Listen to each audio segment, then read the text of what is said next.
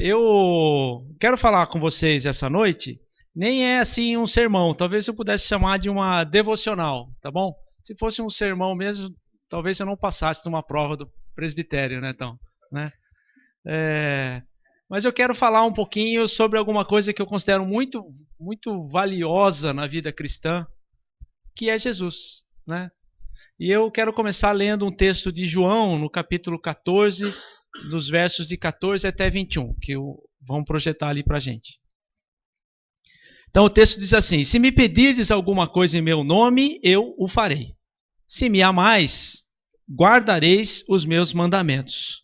E eu rogarei ao Pai, e ele vos dará outro Consolador, a fim de que esteja para sempre convosco, o Espírito da verdade, que o mundo não pode receber porque não o vê, nem o conhece. Vós o conheceis, porque ele habita convosco e estará em vós. Não vos deixarei órfãos, voltarei para vós outros. Ainda por um pouco, e o mundo não me verá mais. Vós, porém, me vereis, porque eu vivo, vós também vivereis. Naquele dia, vós conhecereis que eu estou em meu Pai, e vós em mim, e eu em vós. Aquele que tem os meus mandamentos e os guarda, esse é o que me ama.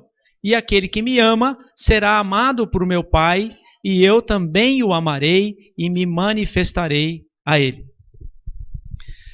Bom, queridos, nós somos pessoas bastante diferentes, né? Você já deu uma olhada aí em volta, né? Você vê que aqui, mesmo hoje com um grupo menor de pessoas, tem muita gente diferente aqui no nosso meio. Eu acho que sobre algumas das pessoas que estão aqui você sabe muita coisa, sobre outras você sabe muito pouco, não é isso? Talvez você saiba o nome, né? Talvez não mais do que o nome, o time, né? Isso aqui provavelmente você saiba. Mas são poucas informações aí que de alguns a gente não sabe tudo, né? E se a gente é tão diferente, a gente nem conhece todo mundo que está aqui, por que a gente está aqui? Por que a gente se reúne em lugares como o ajuntamento? Por causa de uma única pessoa e por causa de um único nome. Por que a gente se reúne aqui? Por causa de Jesus, né? É Jesus que nos une, que nos move, que nos comove também a virmos e estarmos juntos de outras pessoas que igualmente reconhecem esse valor em Jesus. O curioso é que, especialmente nos últimos tempos, muito se tem discutido a respeito do funcionamento de reuniões como a nossa aqui. Ao redor do mundo todo, pessoas discutem sobre várias coisas. Por exemplo, que tipo de música tem que ter no louvor? Que tipo de instrumento você pode tocar ou não? A pregação, ela tem que ser entusiasta ou tem que ser uma pregação piedosa?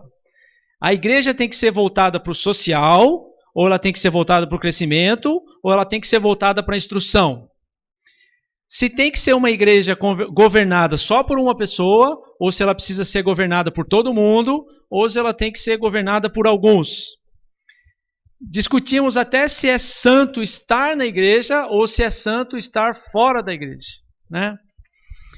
Muitos também entendem que não precisam de igreja e nem tem mais uma igreja para chamar de sua igreja. Outros até acham melhor que seja assim, porque ninguém deve mesmo ter uma igreja para chamar de sua, porque a igreja não é nossa, a igreja é de Deus. Por que será que tem tanta insatisfação aí sobre esse assunto? A revista Ultimato tem numa das suas edições, agora edição de maio e junho, no texto de abertura dela, ela escreve o seguinte, tem o texto lá que diz o seguinte: se houvesse ouvidos abertos para ouvir, Deus pegaria hoje o microfone e diria com voz bem pausada à igreja de nosso Senhor Jesus Cristo e aos seus teólogos, reformadores, missiólogos, missionários, avivalistas, estrategistas, historiadores, pastores presidentes, apóstolos, patriarcas, bispos, arcebispos, cardeais e papas. O que ele diria? Há gente demais, dinheiro demais, pompa demais, estratégias demais, métodos demais, poder demais, força demais, valentia demais, patrocinadores demais, consultoria demais, tecnologia demais, televisão demais, internet demais, celular demais, espalhafato demais. Talvez todas essas discussões e questionamentos estejam acontecendo porque a gente tem coisas demais e a gente está se desviando, ou corremos o risco de, por causa dessas coisas todas, nos desviar daquele que um dia nos uniu, que é Jesus. A mensagem do Evangelho é simples, ela está baseada totalmente em Jesus e no seu ministério. Eu estou aqui hoje por causa de Jesus. É a minha razão para estar aqui. Eu me sinto bem ao lado daqueles que estão aqui pelo mesmo motivo. Quem está com Jesus, eu estou bem do lado dele, mesmo que eu não conheça tanto e nem tão profundamente, mas eu sei que é algo que nos une, né? Eu aprendi a gostar daqueles que estão aqui por causa de Jesus. A partir do momento que a gente vai convivendo, a gente vai aprendendo a gostar das pessoas apenas por causa desse motivo. Não precisa ter mais do que isso. Eu acho que vocês diriam o mesmo que eu. Eu era pior antes de conhecer Jesus. Sinto que hoje eu tenho uma dívida de amor com Jesus, porque ele fez para mim um negócio sensacional, que foi tirar de mim uma culpa que me pesava demais, com a qual eu não queria lidar mais, não conseguia lidar mais, e Jesus se propõe a vir e tirar essa culpa das minhas costas. E isso me tornou grato a ele. Por causa disso é que eu passei a desejar estar perto dele. Se a gente parar bem para pensar, fora de Jesus, tudo é menor. Tem menos importância. E, ao mesmo tempo, em Jesus, tudo vai além do que a gente vê, do que a gente sabe, do que a gente sente, porque Jesus é mais que tudo. O que eu entendo que nós precisamos fazer com a nossa vida em Cristo é nos concentrar naquilo que é principal e esquecer as coisas miúdas, as periferias, as pequeninas coisas. Na nossa vida cristã, tudo se resume a uma coisa só: fazer o que Jesus manda. Ele disse no texto que eu acabei de ler que aquele que faz o que ele manda é amigo. É amigo. Prova que o ama, né? Simplesmente fazendo o que ele manda. Essas coisas, para mim, têm que ser simples e não tão complexas como tantas pessoas vêm discutindo e avaliando e propondo estratégias, né? É muito mais simples a nossa vida, tem que ser mais simples. Eu vou ler um texto aqui para vocês. Infelizmente é um texto longo porque ele conta uma história, mas eu preciso da história para poder falar de um pedacinho só dela, tá bom? Que é o texto de Daniel, no capítulo 3. É aquele texto da fornalha ardente. Eu acho que até o Marquito já pregou sobre isso aqui e tal. Mas enfim, o texto diz assim: Nabucodonosor, que era o rei, tal, naquele momento, um rei, claro que pagão, Nabucodonosor lhes disse: é verdade, Sadraque, Mesaque e Abdenego, que vocês não prestam culto aos meus deuses, nem adoram a imagem de ouro que mandei erguer? Agora, porém, quando vocês ouvirem o som da trombeta, do pífaro, da cítara, da harpa, do saltério, da flauta dupla e de toda espécie de música, se vocês se dispuserem a prostrar-se em terra e a adorar a imagem que eu fiz, será melhor para vocês. Mas se não o adorarem, serão imediatamente atirados numa fornalha em chamas. E que Deus poderá livrá-los das minhas mãos? Sadraque, Mesaque e Abdenego responderam ao rei: ó Nabucodonosor, não precisamos defender-nos diante de ti. Se formos atirados na fornalha em chamas, o Deus a quem prestamos culto pode livrar-nos, e ele nos livrará das suas mãos, ó rei. Mas, se ele não nos livrar, saiba, ó rei, que não prestaremos culto aos seus deuses, nem adoraremos a imagem de ouro que mandaste erguer. Nabucodonosor ficou tão furioso com Sadraque, Mesaque e Abdenego que o seu semblante mudou. Deu ordens para que a fornalha fosse aquecida 7 vezes mais que de costume e ordenou que alguns dos soldados mais fortes do seu exército amarrassem Sadraque, Mesaque e Abdenego e os atirassem na fornalha em chamas. E os 3 homens, vestidos com seus mantos, calções, turbantes e outras roupas, foram amarrados e atirados na fornalha extraordinariamente quente. A ordem do rei era tão urgente e a fornalha estava tão quente que as chamas mataram os soldados que levaram Sadraque, Mesaque e Abdenego, os quais caíram amarrados dentro da fornalha em chamas. Mas logo depois o rei Nabucodonosor, alarmado, levantou-se e perguntou aos seus conselheiros, preste atenção, não foram 3 homens amarrados que nós atiramos no fogo? Eles responderam, sim, ó rei.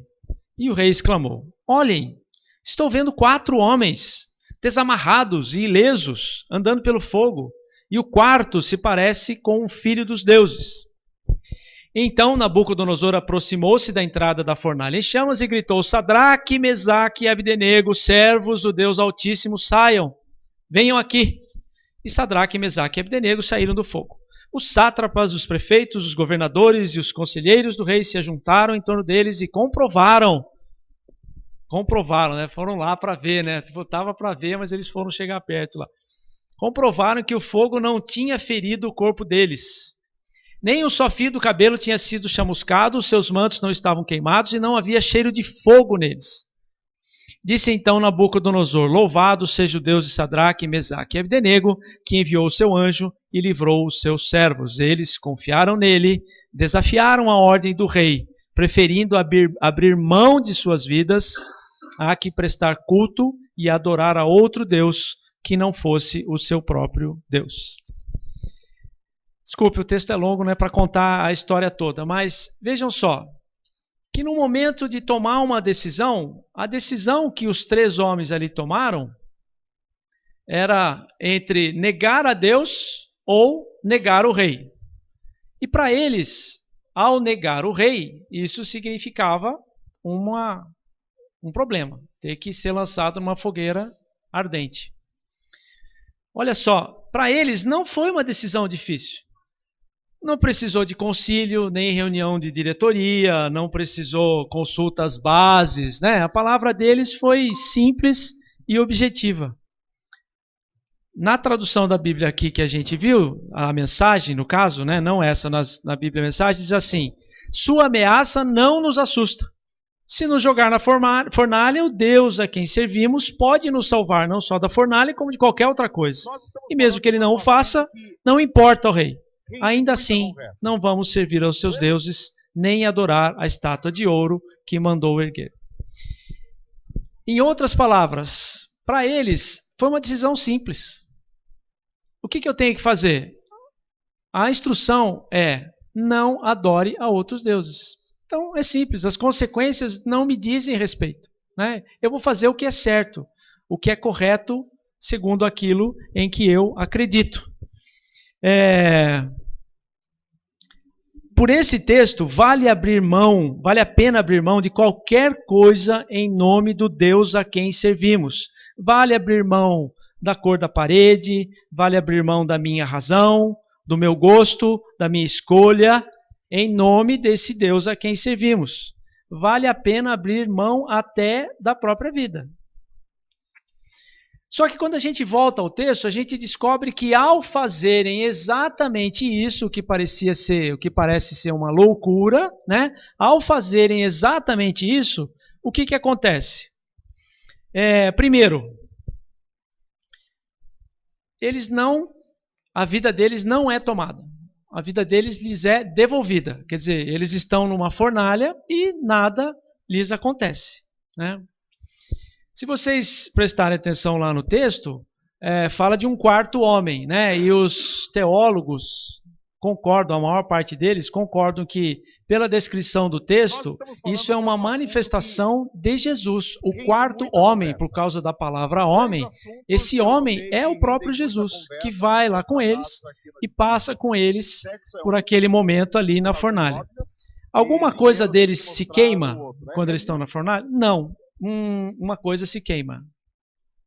Porque o texto diz que 3 homens foram lançados atados.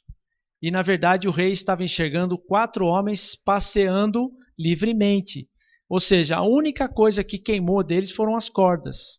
Quer dizer, eles não foram chamuscados e ainda foram libertos de quaisquer amarras, né, que pudessem estar ali. Na presença de Jesus, eles ficaram em paz, foram protegidos, foram libertos das amarras que os prendiam.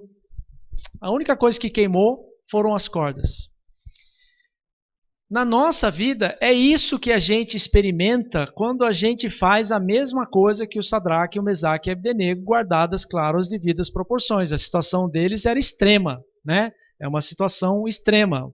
Mas se nós fizermos a mesma coisa no nosso dia a dia, ou seja, darmos testemunho de Jesus, daquele a quem servimos, daquele a quem devemos toda a paz, toda a tranquilidade, se nós formos simples, né, e simplesmente vivermos desta maneira, nós gozaremos da companhia de Jesus como eles. Em tudo que a gente fizer, a gente vai perceber Jesus ao nosso lado e, ao mesmo tempo, nós vamos sentir uma liberdade que ninguém tem.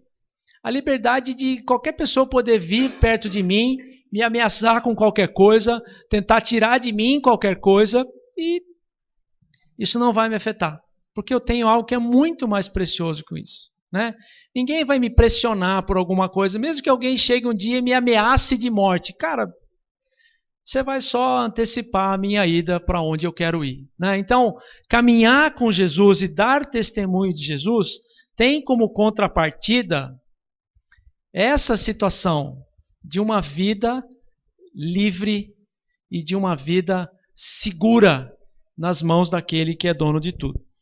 Eu vou pedir para passar um videozinho ali. Felipe vai passar ali para nós. Esse conjunto é o Teatro Mágico. Vocês conhecem o Teatro Mágico? Alguém não? Então, o Fernando Meligeni tem essa música. Ele não é um conjunto gospel, mas vocês vão entender pela música o que eu quero dizer. Que ele fala de que essa fé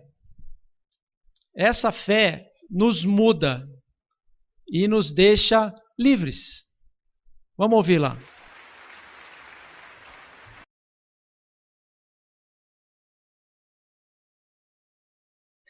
Então, olha só. A gente está vivendo, então, um momento em que nós temos que sair dessas amplas discussões e perdas de tempo para voltar para o nosso foco, né? Para voltar a viver uma vida simples em Jesus, focada naquilo que Jesus faz por nós e faz pelas pessoas, e deixar essa periferia toda do lado. É uma poesia bonita quando ele fala que quando há ferrugem, né, porque oxidaram as coisas, quando há ferrugem no meu coração dilata, é aí que a fé ruge e o meu coração dilata. Eu acho que a nossa geração, essa aqui presente, a minha e a sua, onde nós estamos, é a que tem que pelo menos iniciar essa transformação.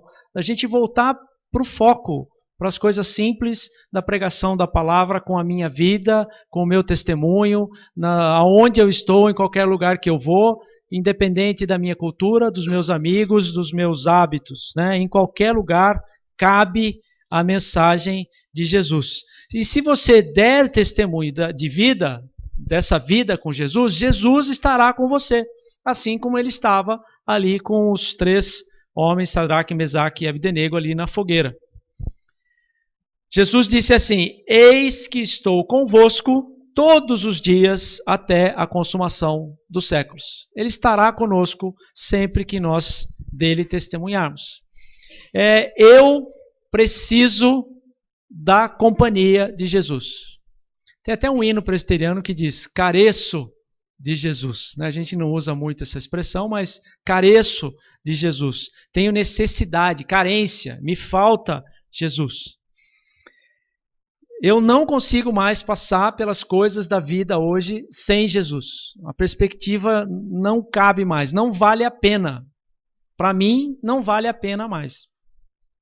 Alguns desafios que a vida nos impõe, deve ter imposto a você, ou poderá impor a você, se não houver algo como Jesus a nos suportar, a nos apoiar e a nos fazer ter uma fé que vai além do que a gente vê, eu diria para você que simplesmente não vale a pena.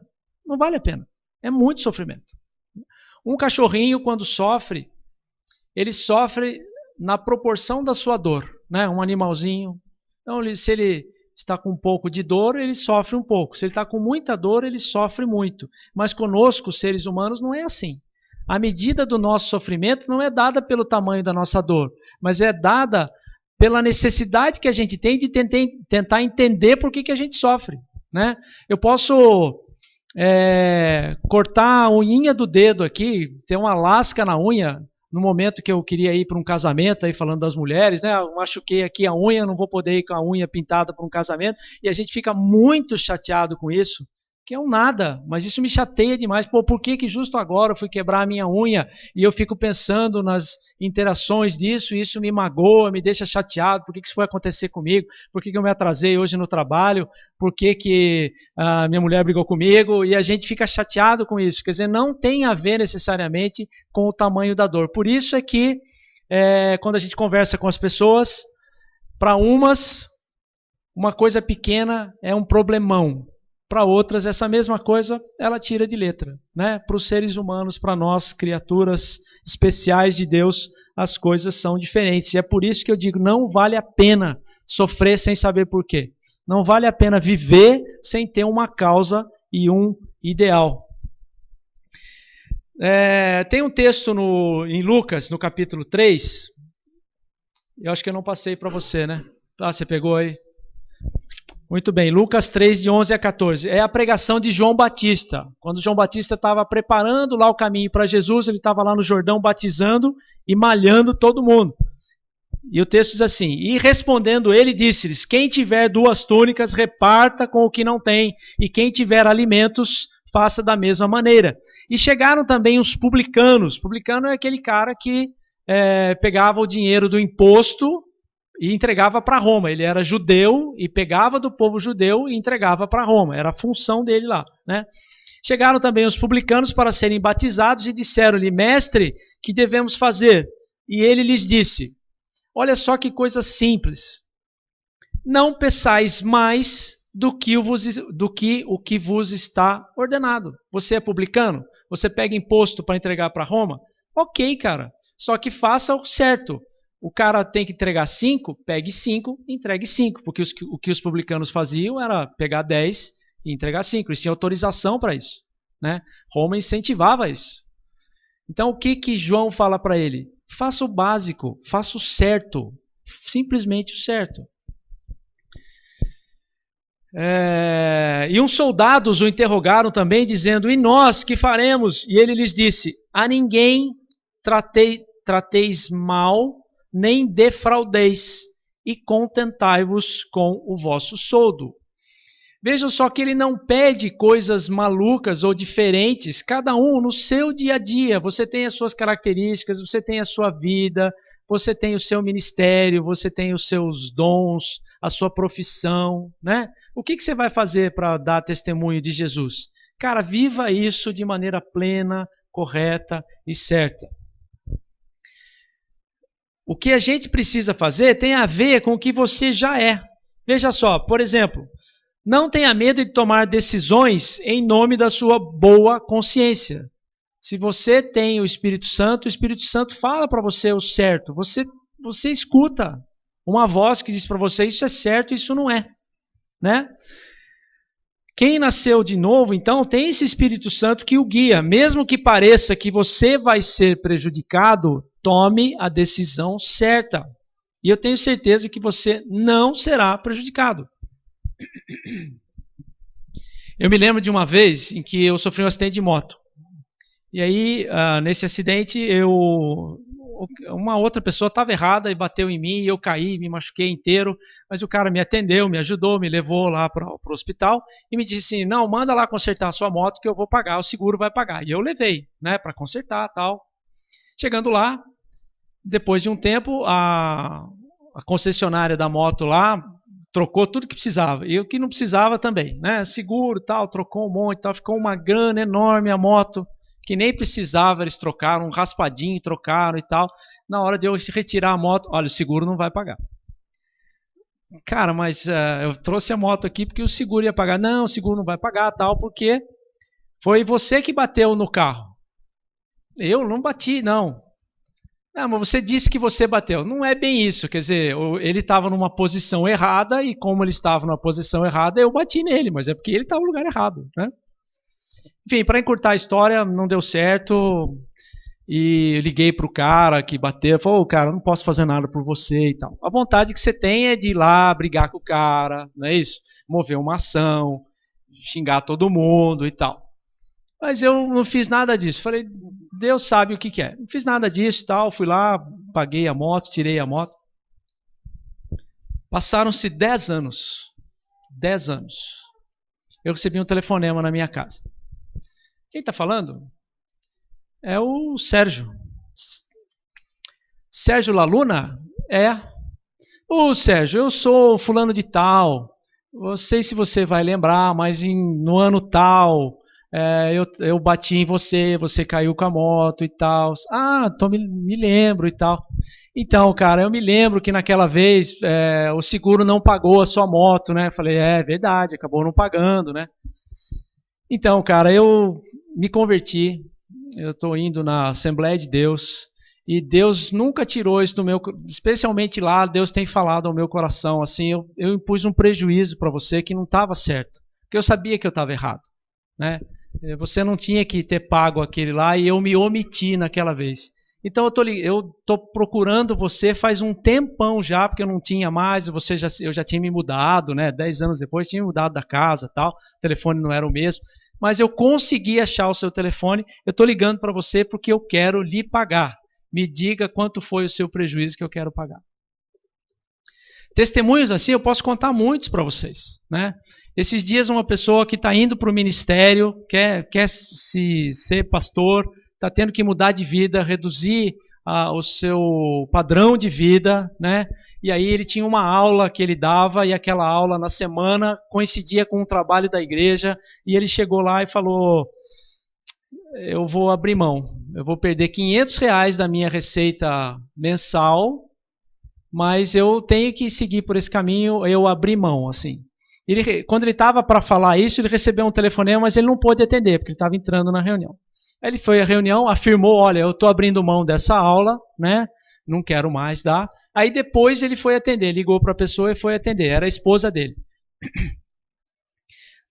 Eu estou te ligando para contar que eu fui chamada ali pela direção, ela dá aula numa escola também, fui chamada para a direção da escola e eles me ofereceram uma classe. Então agora eu vou ser professora na classe.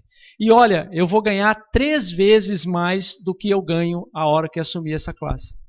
Então, assim, coisas assim e outros eu posso contar de monte para vocês, quando a gente vai e toma a decisão certa, debaixo da vontade de Deus, fazendo o que Deus manda, as outras coisas se ajeitam. Agora, imediatamente, ou daqui a 10 anos. Mas que as coisas se ajeitam de maneira talvez até anormal, mas elas se ajeitam. Bom, então olha só, não adote como padrão de certo e errado o que dizem lá fora. O padrão de certo e errado que realmente importa para nós é o que o Espírito Santo lhe comunica por meio da sua palavra. Esse padrão de comportamento é que vai fazer você se dar bem. O padrão de comportamento da Bíblia, do que Jesus manda. Outra coisa, não entre em discussões filosóficas, moralistas, metodológicas, teológicas, nada disso vale a pena, tá bom? Concentre-se em fazer a vontade de Deus, faça tudo contando com a presença do Espírito Santo do teu lado, que é o Consolador prometido por Jesus. Mantenha uma vida de oração, estenda a mão àquele que está ao seu lado, seja ele rico ou pobre. E também, quando você estender a mão para alguém, seja pragmático. Quer dizer, estenda a mão para ajudar de verdade, não para dar esmola. Né? No tempo de Jesus, a gente via Jesus mandando dar esmola, tal. Hoje as coisas não funcionam bem assim. Ajudar hoje dá trabalho, dá muito mais trabalho. Mas ajude de verdade, isso vai fazer um bem enorme para você. Fazendo essas coisas, você vai estar sempre acompanhado de Jesus e poderá alegrar-se com a presença de Jesus. Está bem? Então, o que eu queria deixar para vocês hoje é isso. Façam o que Jesus manda. Não precisa mais do que isso. As decisões são simples. Jesus mandou fazer, faça. Mesmo que pareça maluco, doido, estranho, que vai prejudicar você naquela hora, faça. As consequências para você serão sempre boas. E o principal é que ao fazer isso, você vai contar com a presença de Jesus do teu lado, aonde quer que você vá e aonde quer que você esteja. Tá bem? Sobre isso, sobre o nosso dia a dia, onde a gente pode contar com a presença de Jesus, para eu terminar, eu queria passar um outro videozinho, que é um vídeo da Igreja Batista de São José dos Campos, que ilustra essa presença de Jesus em todos os momentos da nossa vida, tá bem?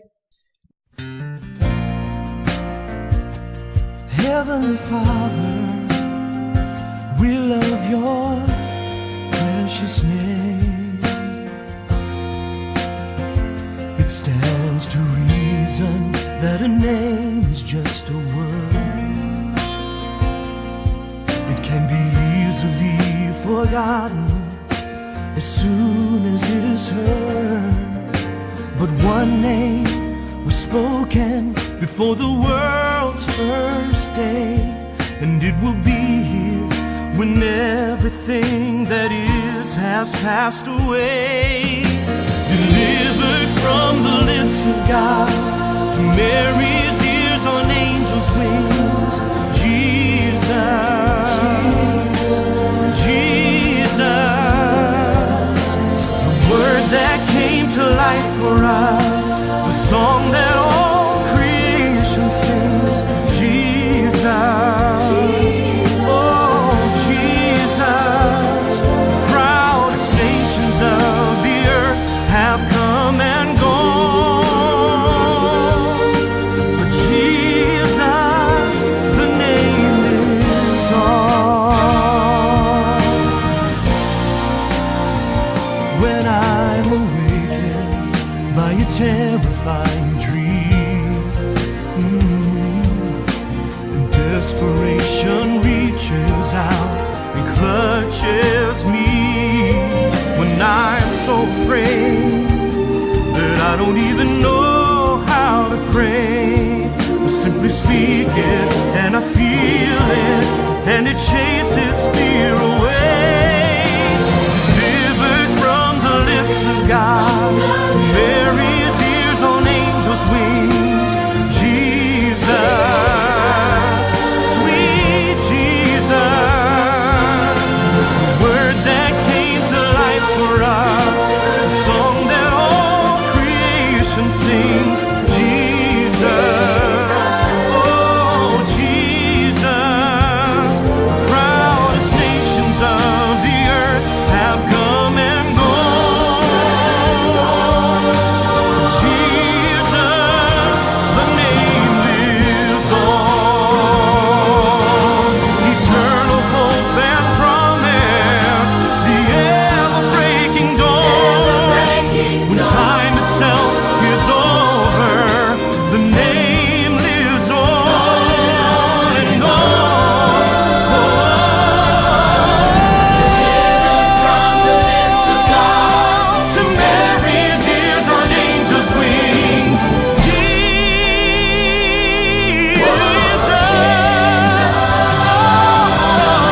word that came to life for us, the song that all creation sings, Jesus, sweet Jesus.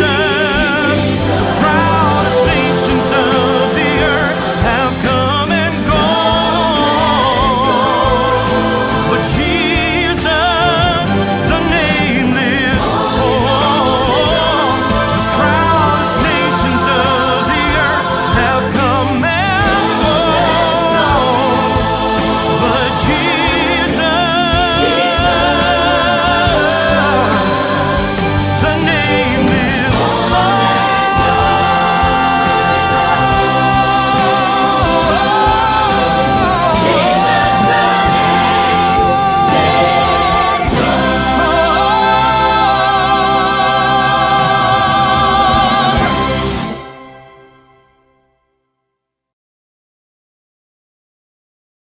É isso aí. que alegra muito o meu coração, que esta igreja aqui já nasceu sempre com esse propósito, de ser simples, mas totalmente dedicada a Jesus. Vamos orar mais uma vez?